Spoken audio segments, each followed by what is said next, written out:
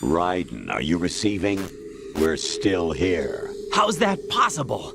The AI was destroyed. Only GW. Who are you? To begin with, we're not what you'd call human. Over the past 200 years, a kind of consciousness formed layer by layer in the crucible of the White House. It's not unlike the way life started in the oceans 4 billion years ago. The White House was our primordial soup, a base of evolution. We are formless. We are the very discipline and morality that Americans invoke so often. How can anyone hope to eliminate us? As long as this nation exists, so will we. Cut the crap! If you're immortal, why would you take away individual freedoms and censor the net? Jack, don't be silly. Don't you know that our plans have your interests, not ours, in mind? What? Jack, listen carefully, like a good boy. The mapping of the human genome was completed early this century. As a result, the evolutionary log of the human race lay open to us.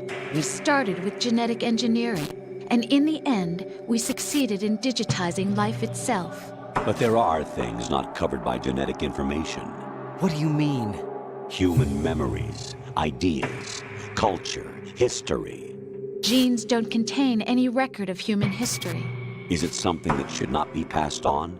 Should that information be left at the mercy of nature? We've always kept records of our lives, through words, pictures, symbols, from tablets to books. But not all the information was inherited by later generations.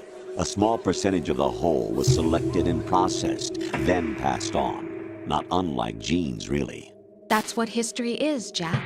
But in the current digitized world, trivial information is accumulating every second, preserved in all its triteness, never fading, always accessible. Rumors about petty issues, misinterpretations, slander. All this junk data, preserved in an unfiltered state, growing at an alarming rate. It will only slow down social progress, reduce the rate of evolution. Right. You seem to think that our plan is one of censorship. Are you telling me it's not? You're being silly. What we propose to do is not to control content, but to create context. Create context? The digital society furthers human flaws and selectively rewards development of convenient half-truths. Just look at the strange juxtapositions of morality around you. Billions spent on new weapons in order to humanely murder other humans. Rights of criminals are given more respect than the privacy of their victims. Although there are people suffering in poverty, huge donations are made to protect endangered species. Everyone grows up being told the same thing. Be nice to other people. But beat out the competition. You're special. Believe in yourself and you will succeed. But it's obvious from the start that only a few can succeed. You exercise your right to freedom, and this is the result. All rhetoric to avoid conflict and protect each other from hurt. The untested truths, spun by different interests, continue to churn and accumulate in the sandbox of political correctness and value systems. Everyone withdraws into their own small gated community, afraid of a larger forum. They stay inside their little ponds, leaking whatever truth suits them into the growing cesspool of society at large.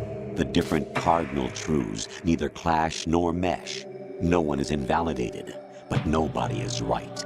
Not even natural selection can take place here. The world is being engulfed in truth. And this is the way the world ends. Not with a bang, but a whimper. We're trying to stop that from happening. It's our responsibility as rulers. Just as in genetics, unnecessary information and memory must be filtered out to stimulate the evolution of the species. And you think you're qualified to decide what's necessary and not? Absolutely.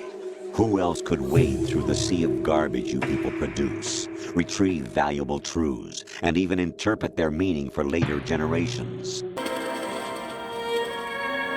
After my experiences on the peninsula, I saw things more deeply.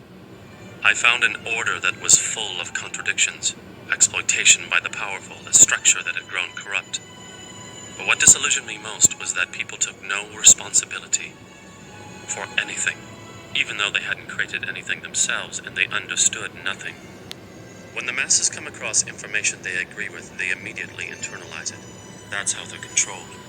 When people feel no sense of responsibility, no matter what the unintended consequences of their actions, that makes very poor use of the net. My revolution is also an act of revenge on such people. Revenge? It's not the end of the world. But you can see it from here.